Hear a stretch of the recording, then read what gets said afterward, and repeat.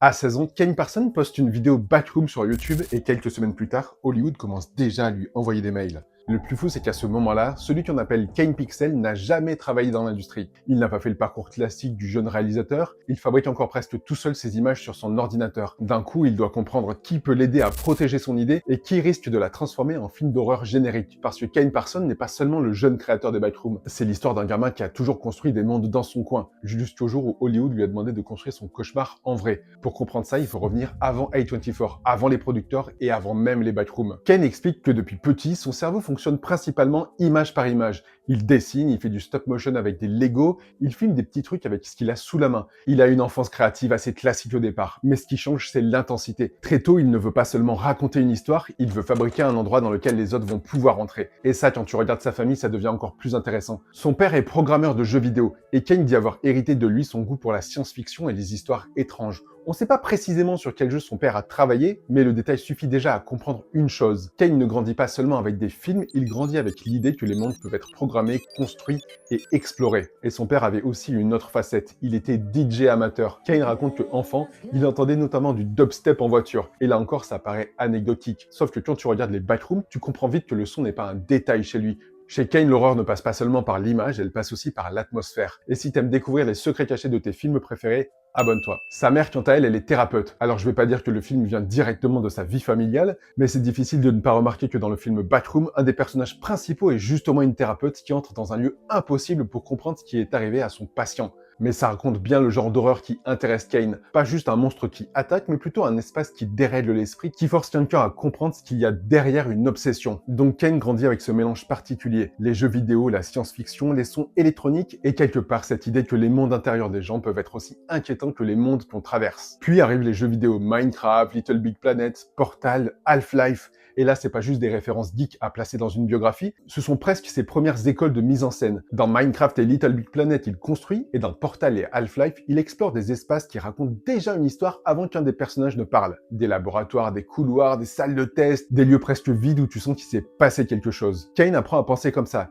Il ne pense pas seulement en scène, il pense en espace. Et pendant le Covid, il a 14 ans. Il est bloqué chez lui avec les cours à distance, et pendant que toi tu jouais certainement à Animal Crossing, lui, il commençait à apprendre Blender. Pas dans une école ou un studio, juste avec son ordinateur, des tutos, beaucoup de temps, et cette obsession de sortir les images qu'il a dans la tête. Avant Backroom, il a déjà fait des vidéos inspirées de l'attaque des Titans, mais là encore, il fait pas un fan edit classique. Il imagine cet univers comme s'il avait été vraiment filmé dans les années 30 ou 40, avec une esthétique d'archives de guerre. En gros, il prend une fiction impossible et il la traite comme un document retrouvé. Et ça marche très fort. Il comprend qu'il sait faire un truc rare. Rendre le crédible l'impossible. Puis, il revient au Backroom. À la base, les Backrooms, c'est pas lui. C'est une image anonyme postée sur Internet en 2019. Avec cette idée qu'on peut no-clip hors de la réalité. Comme dans un jeu vidéo qui bug et tomber dans un espace infini, jaune, vide et sans logique. Mais Kane ne se contente pas seulement d'adapter le même.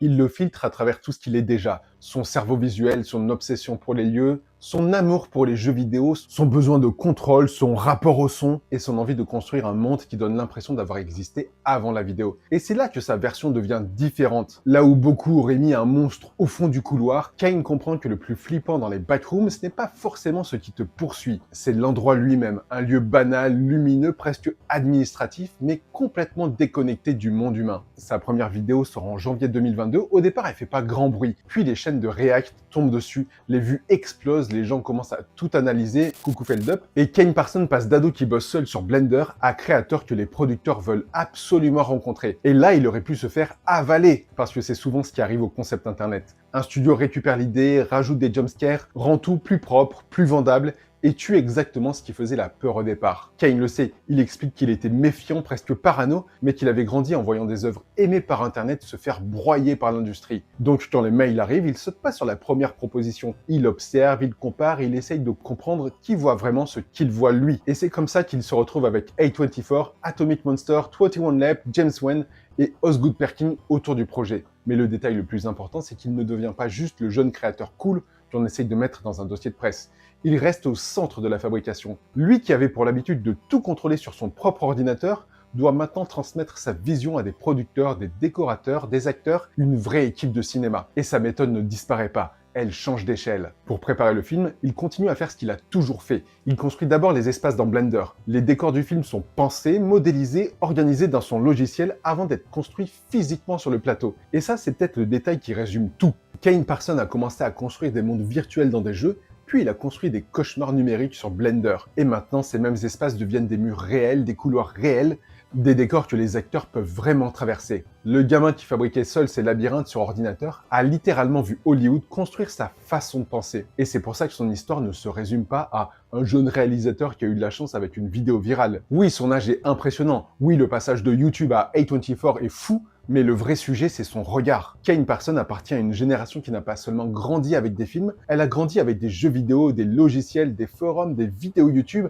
des théories, des making-of, des communautés qui mettent tout sur pause pour chercher du sens dans un détail.